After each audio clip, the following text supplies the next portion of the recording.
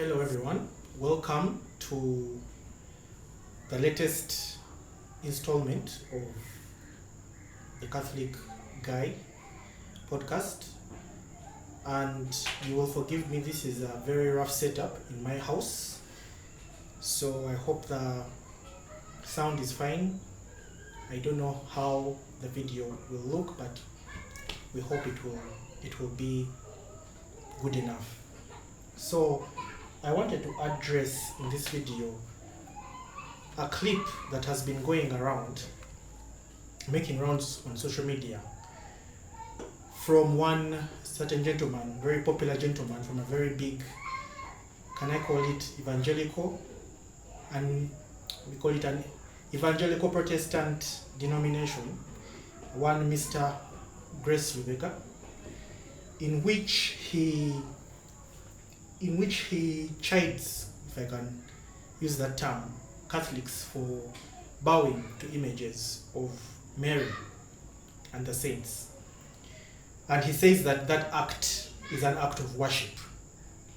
And then he cites the commandment from the book of Exodus, where it appears as though God is decreeing that people shall not bow to images under any circumstances.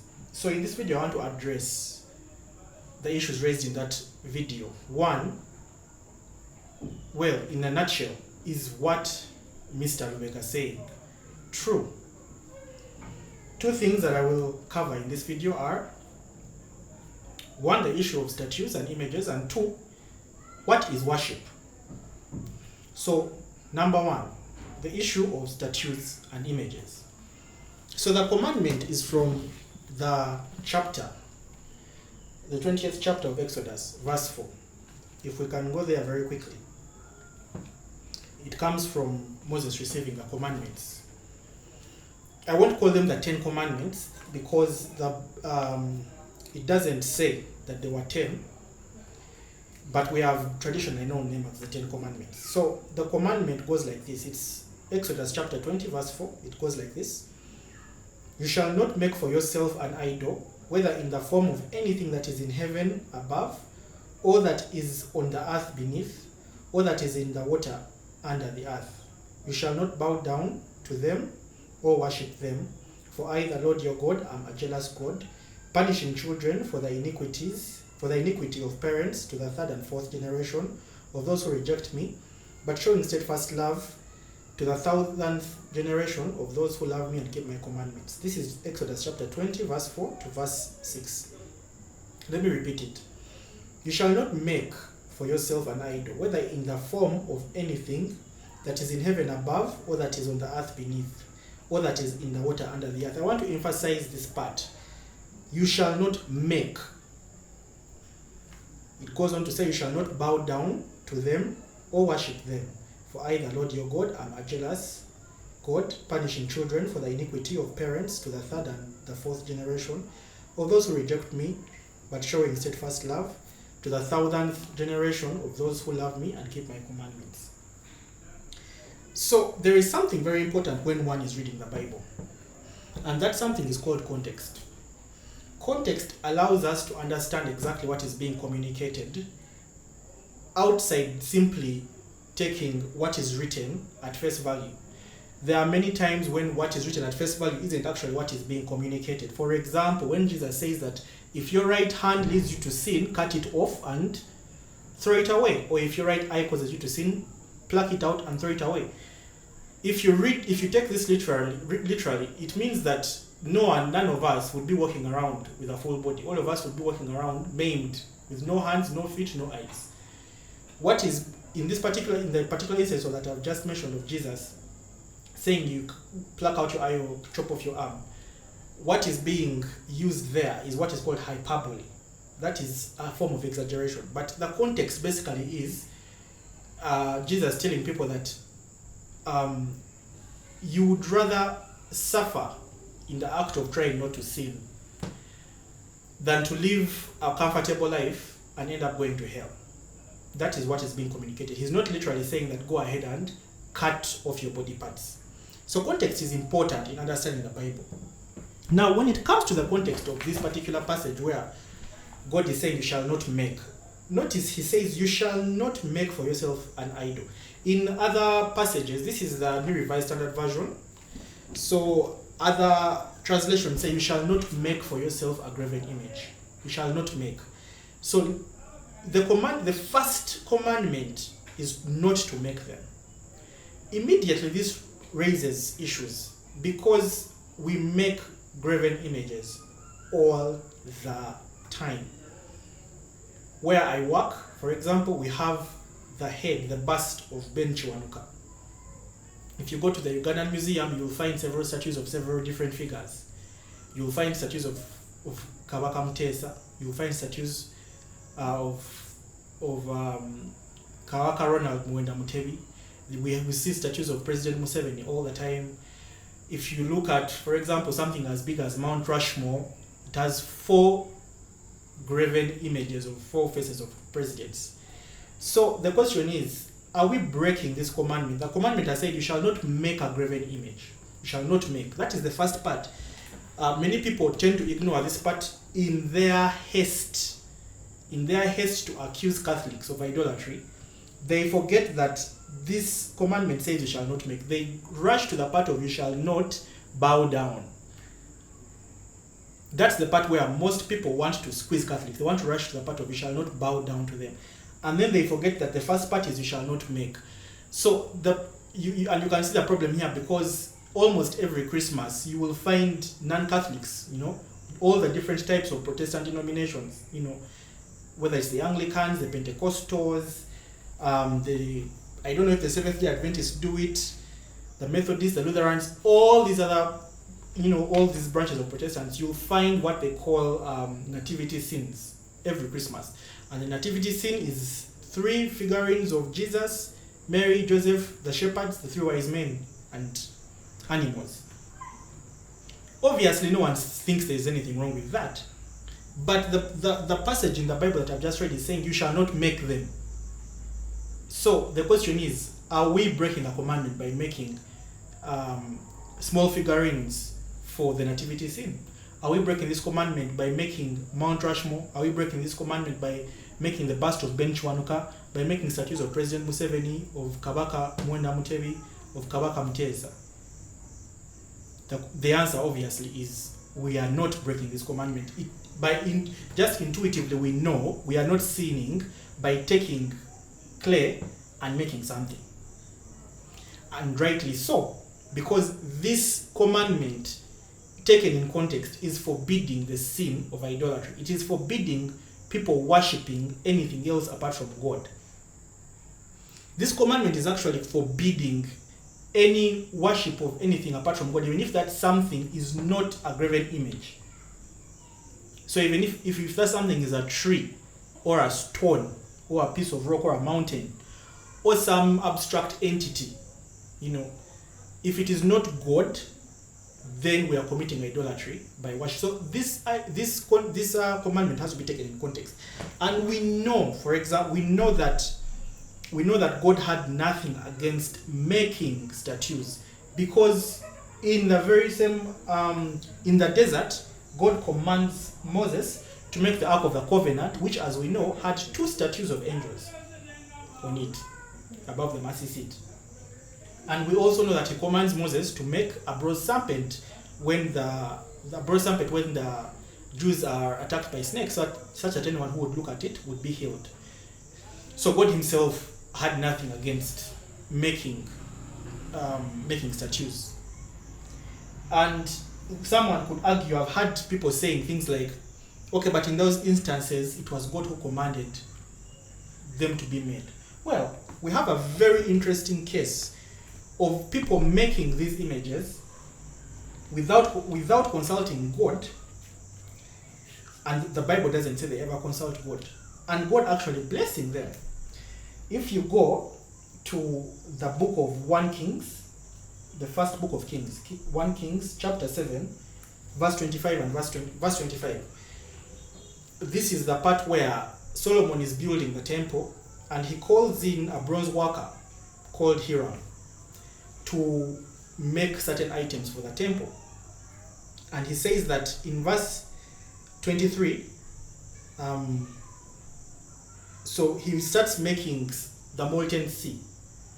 He makes the molten sea, and it says that in verse 25, it says that under its brim were panels all around it, each of 10 cubits surrounding the sea. There were 2 rows of panels cast when it was cast. It stood on 12 oxen, 3 facing north. It stood on 12 oxen. It stood on 12 oxen. 3 facing north, 3 facing west, 3 facing south, and 3 facing east. Then later in verse 29, he goes ahead and makes, it says, on the borders of the bronze pillars that he made, on their borders were lions, oxen, and angels, cherubim. So in that very temple, in the house set aside for worshiping God in Jerusalem, Solomon hires a gentleman who makes images, who makes statues of oxen, of lions, of angels, and puts them in the place of worship in the temple. And we know that God, not only did God not have a problem with this, God actually blesses this entire activity by blessing the temple. In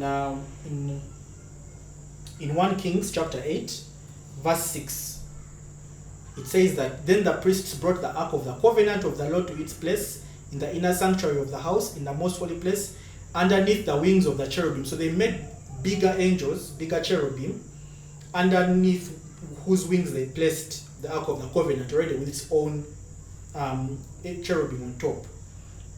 For the cherubim spread out their wings over the place of the ark, so that the cherubim made a covering above the ark and its poles. So then in verse 10 to 11, and when the priests came out of the holy place, a cloud filled the house of the Lord, so that the priests could not stand to minister because of the cloud, for the glory of the Lord filled the house of the Lord. The glory of the Lord comes down onto the temple, and which temple is filled with images. It's filled with painted images. If you Google and look at images of the first temple, it was filled with painted images. It was also filled with statues of animals and of angels. So we know that even from the beginning, in their place of worship, the Jews had statues, and God blessed their place of worship. Again, context matters. This commandment is about idolatry, worshipping something that is not God. So then someone might say, okay, fine, the Jews had images in their temples, but they didn't bow down to these images, right? They didn't bow down. So now the problem is, it's one thing to have a statue, but it's another thing to bow down to the statue. So then the question becomes does bowing imply worship? And the quick answer is obviously not, because we bow in everyday life without ever intending to worship whatever we are bowing to. People bow to each other all the time. The Japanese use bowing as part of their greeting. We know for a fact they are not worshiping each other. Some tribes will bow down to their kings. Some tribes will even prostrate themselves on the ground. Even here in Uganda, we have kingdoms where the person, if you're in the presence of the king, you will prostrate yourself on the ground. This does not imply worship. It is just a form of respect given to someone who is royalty. So then, and in the Bible, we also see instances of worship, instances of bowing that do not include worship. For example, in Genesis chapter 33, verse 3, when Jacob meets his brother Esau, he bows down to him 7 times. And I'm sure in none of these 7 times was Jacob worshipping Esau. Genesis chapter 33, verse 3, it says that he himself, Jacob himself, went on ahead of his family, bowing himself to the ground 7 times until he came near his brother. And then when the family of Jacob met Esau, each person bowed to Esau. It says in verse 6, that chapter 33 verse 6, then the maids drew near, they and their children, and bowed down. Leah likewise and her children drew near and bowed down. And finally Joseph and Rachel drew near and bowed down. So bowing doesn't mean worship.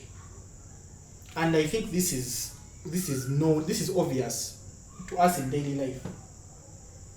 In Genesis chapter 19 verse 1, when Lot sees the two angels who have come to punish Sodom and Gomorrah, he sees them as two men standing at the gate.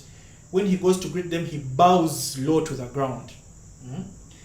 In Luke chapter 24 verse 5, the empty tomb, when the women go to the empty tomb and they find the angels there, it says that they were full of fear and they bowed down. None of these is an example of worship, because bowing doesn't always mean worship. So to bow to someone or to something does not mean that you're worshiping it or them. So then I think then the problem maybe becomes a combination of the two. Someone could say, okay, fine, a statue is not always an idol unless it is worshipped. Bowing doesn't always mean worship unless the person bowing intends to use it to mean worship. For example, in the book of Daniel, when the king demands everyone to bow down to him as God, Daniel's three friends refused to do so, because in that instance, bowing was meant to signify worship. So bowing doesn't always signify worship unless it is meant to signify worship. A statue isn't always an idol unless it has been created to be an idol. So someone might say, okay, I accept both those propositions. However, when you combine them, when you combine bowing in front of a statue or an image, then there you have worship. Bowing alone may not be worship. The statue itself may not be an idol. But when you have bowing in front of a statue, surely at that moment you have worship.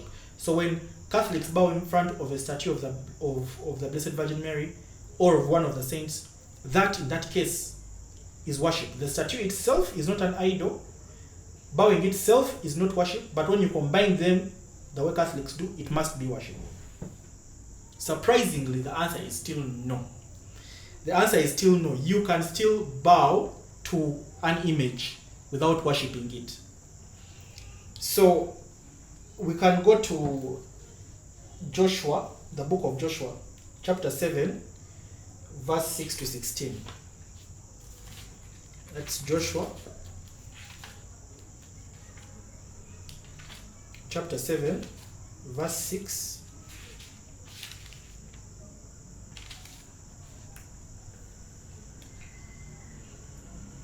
So it says that, this is Joshua chapter 7 verse 6.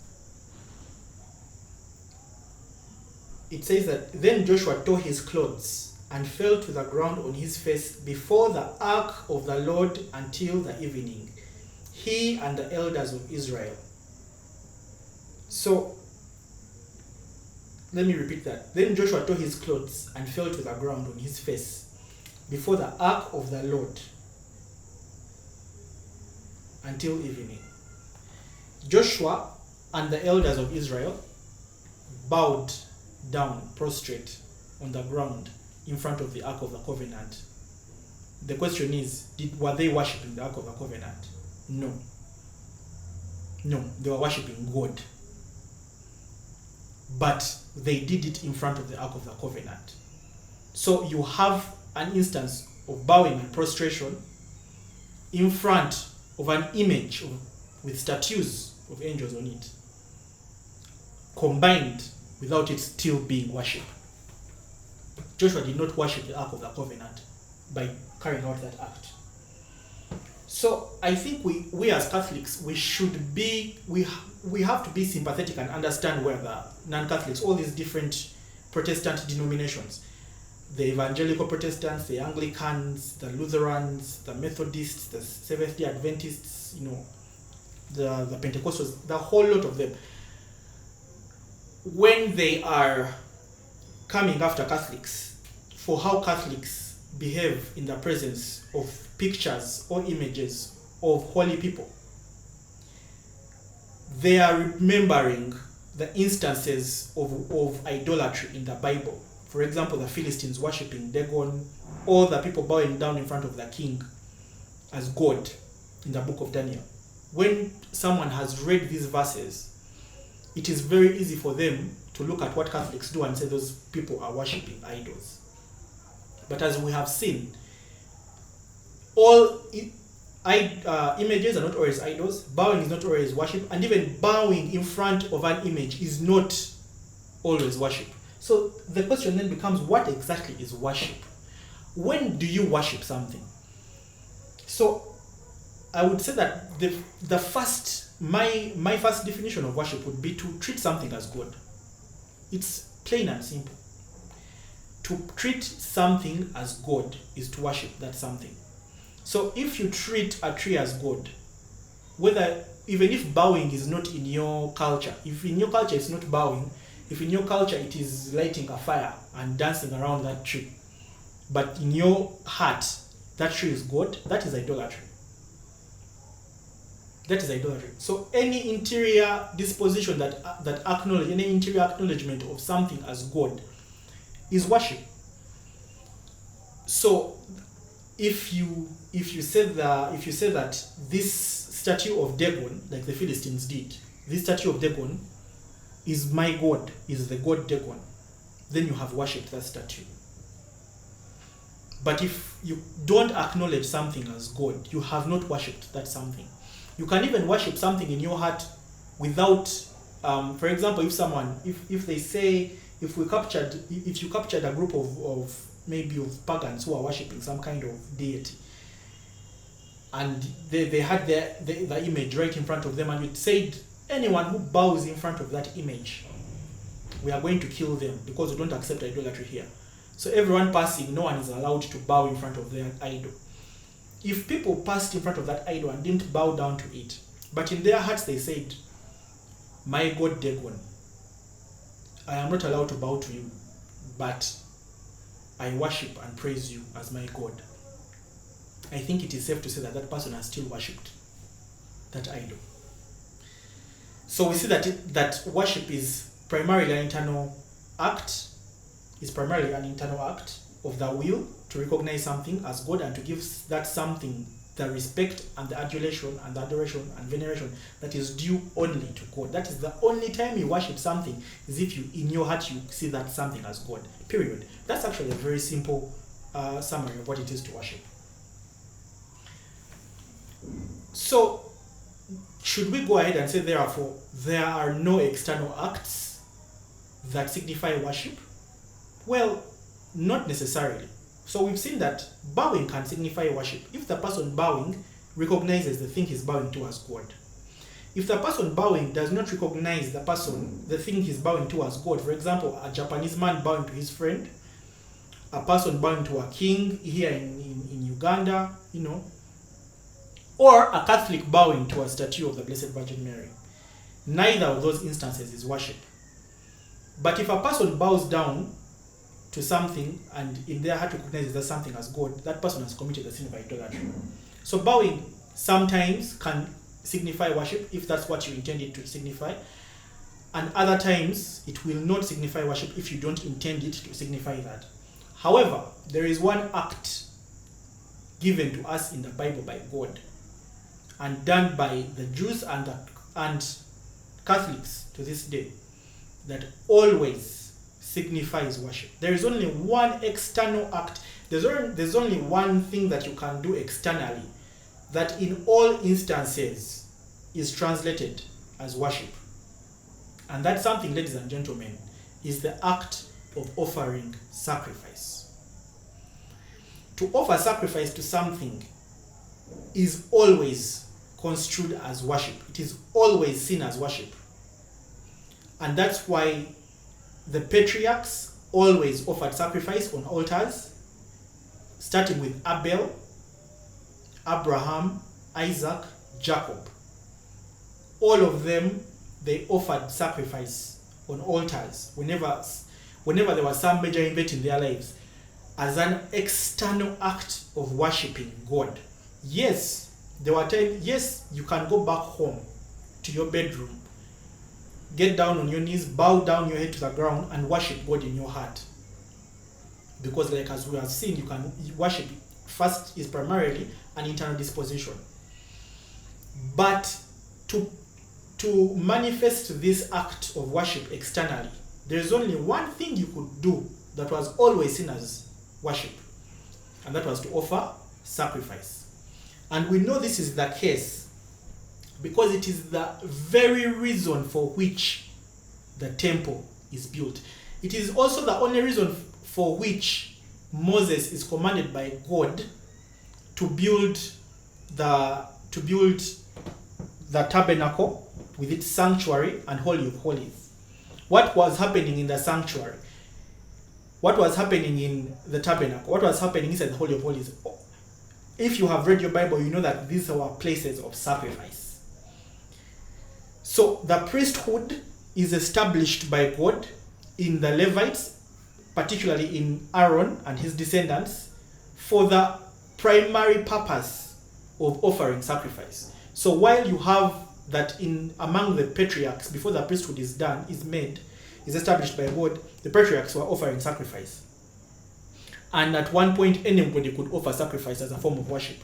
But when God takes the Jews out of Egypt, takes them into the desert, and establishes a priesthood, only the priests could offer sacrifice.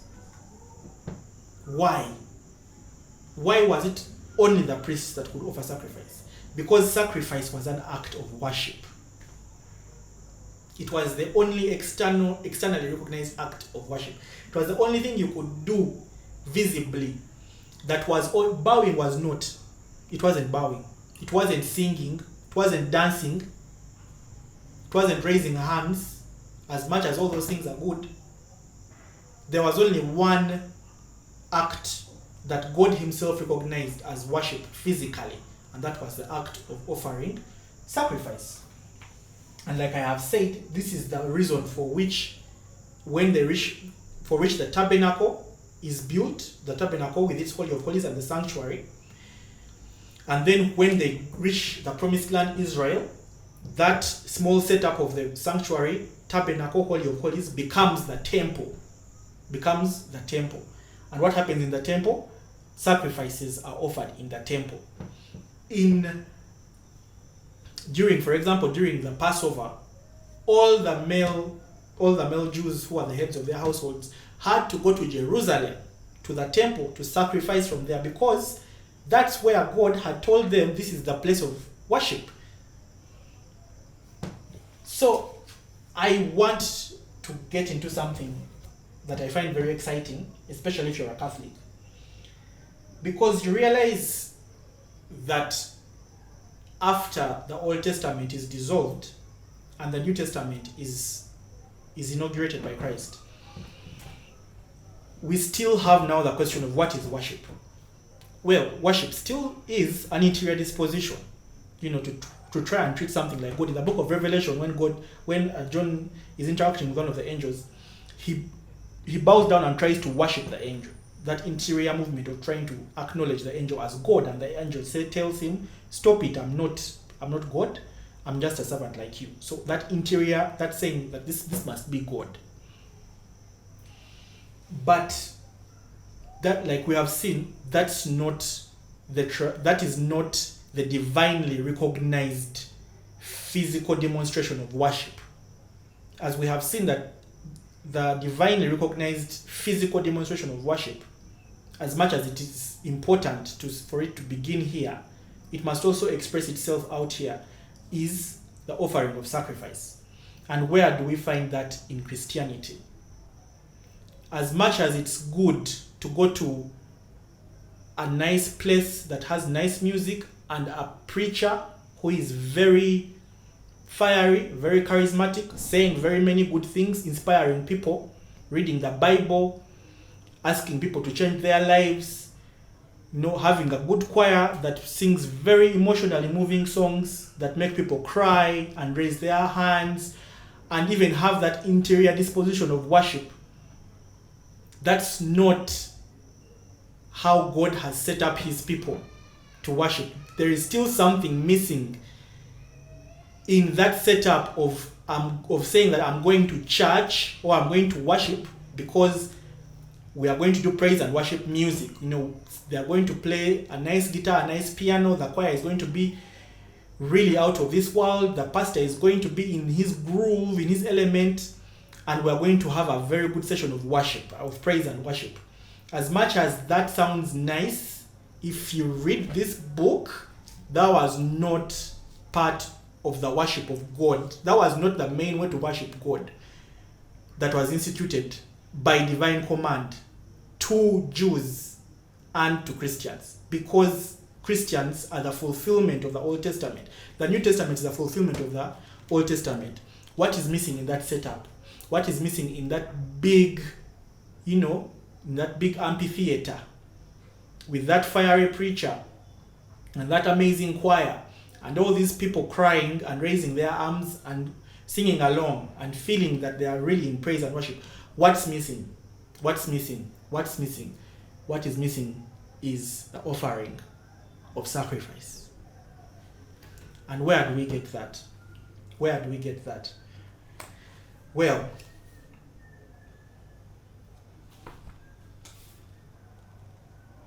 so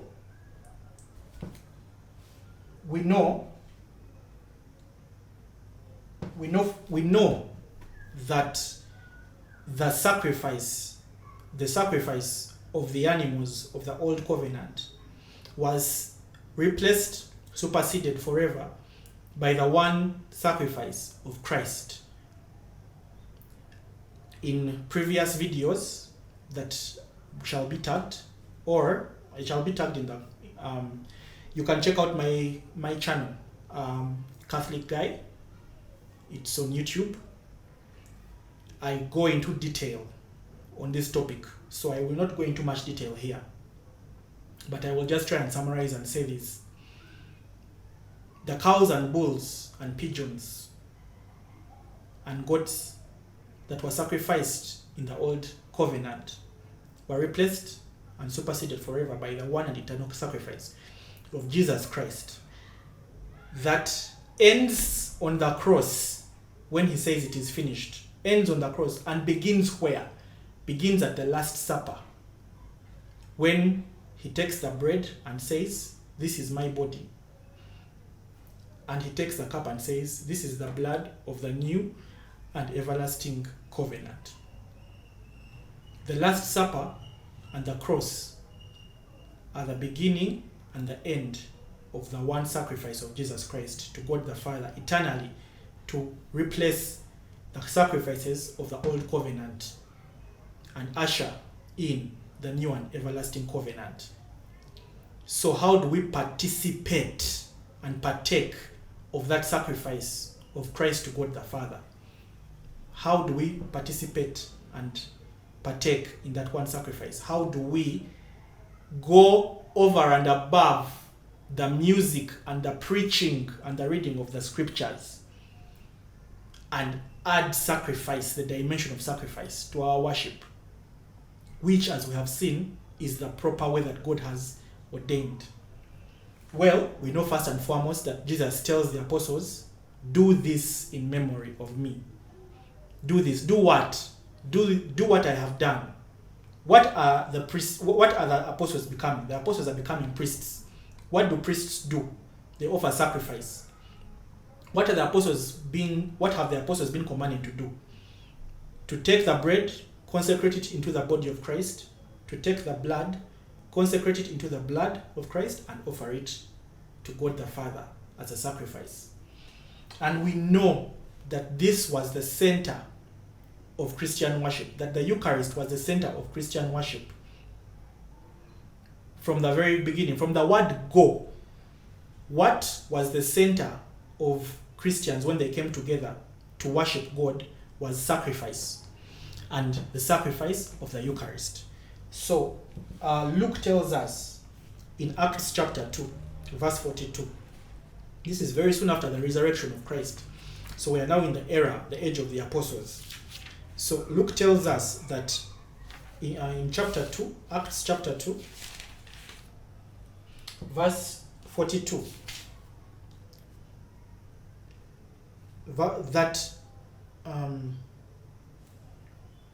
the Christians devoted themselves to the apostles' teaching and fellowship, to the breaking of bread and the prayers. Verse 46 of the same chapter says, day by day they spent much time together in the temple. They broke bread at home and ate their food with glad and generous hearts. So let me repeat verse 42. The Christians devoted themselves, Acts chapter 2, verse 42, the Christians devoted themselves to the apostles' teaching and fellowship, to the breaking of bread and the prayers. What was the breaking of the bread? What was the breaking of the bread? It was the celebration of the Eucharist. How do we know this? Because Paul talks about it in 1 Corinthians. You can go to 1 Corinthians chapter 10, verse 21. So 1 Corinthians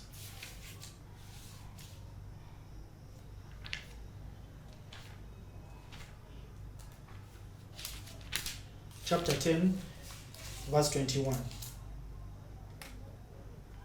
So Paul is admonishing the Corinthians for how they participate in the Eucharist.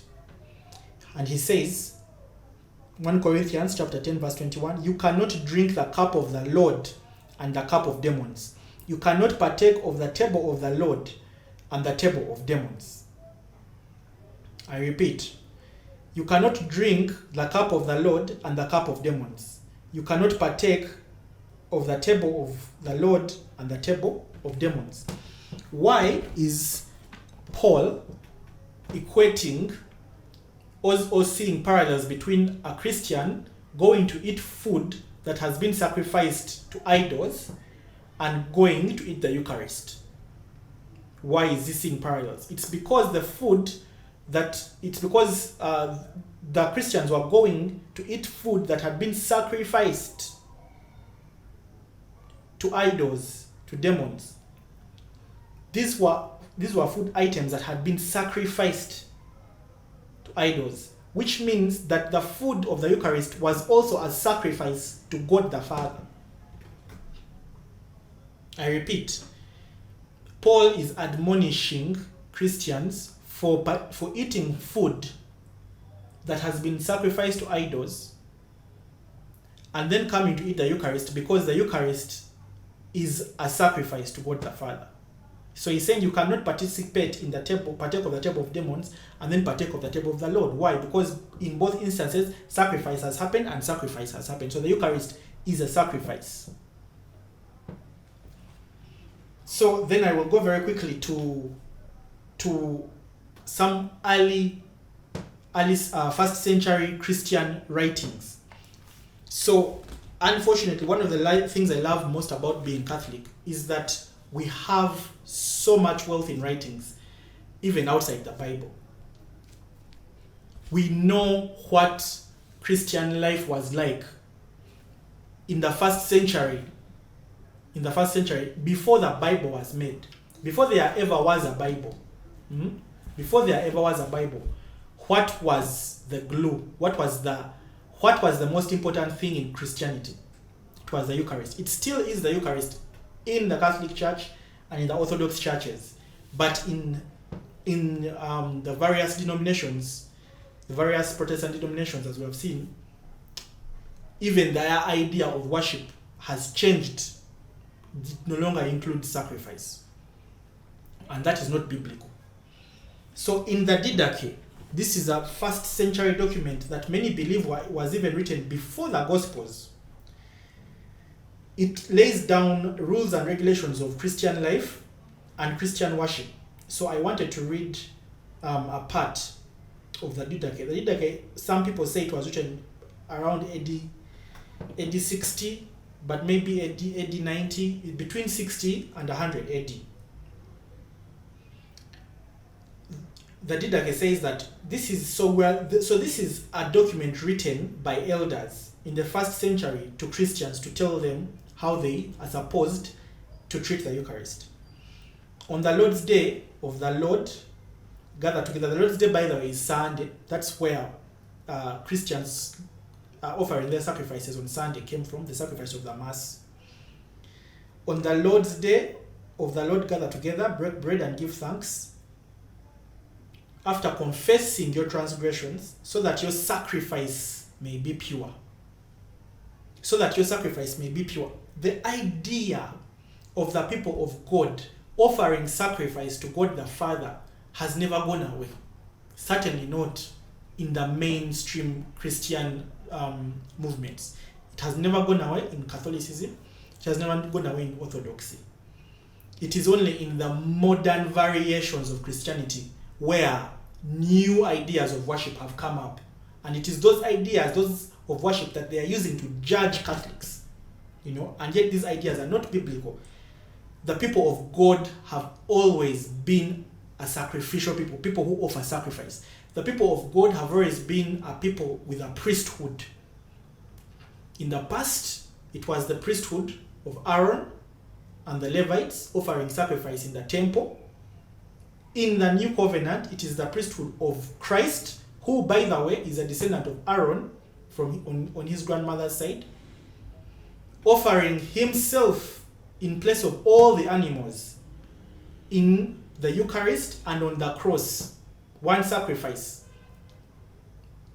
and the apostles being given the commission to do this in memory of me. Basically, the sacrifice that Christ begins at the Last Supper on that table.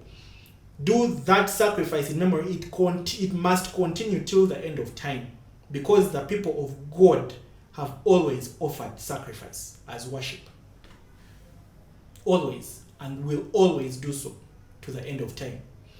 So the question then is, why in your form of worship, whoever you are watching this, why do you say that the praise and worship music is what qualifies as worship? Where is as good as that is, where is the sacrifice?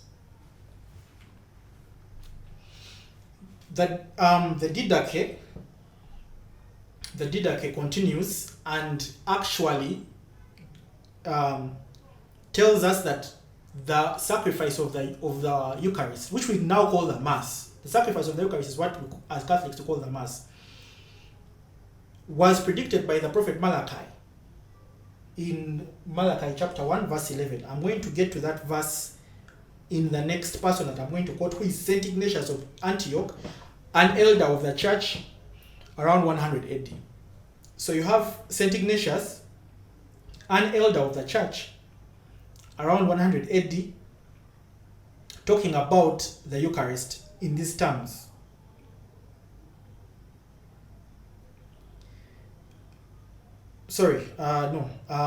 Let's go to Justin Martyr.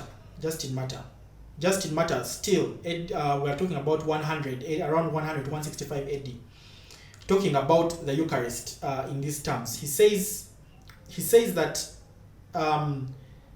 he's talking. This book is called the Dialogue of Justin Martyr with a Jew called Trypho. So Trypho was a Jew who was defending Judaism around between 100 and 160 AD. And Justin Martyr was a Christian who was defending Christianity. And Justin Martyr is showing Trypho that it is in Christianity where the perfect sacrifice to God the Father has happened, and that the Jews can no longer offer pleasing sacrifices to God. And then he quotes the book of Malachi, chapter 1, verse 11. I'm going to just look for it here and read it for you.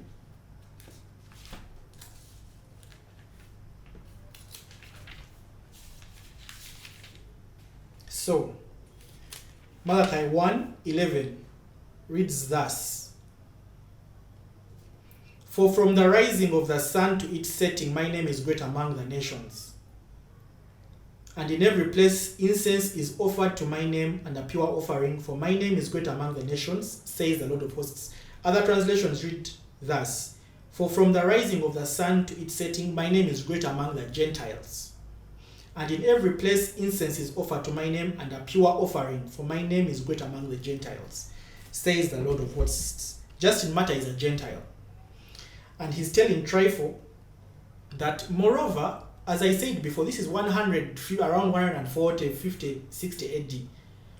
Justin Martyr is telling Trypho, a Jew. So Christian in 100 AD talking to a Jew in 100 AD, telling him, moreover, as I said before, concerning the sacrifices which you at the time in the old covenant offered, God speaks through the prophet Malachi, saying that it is of the sacrifices offered to him in every place by us the Gentiles, that it is of the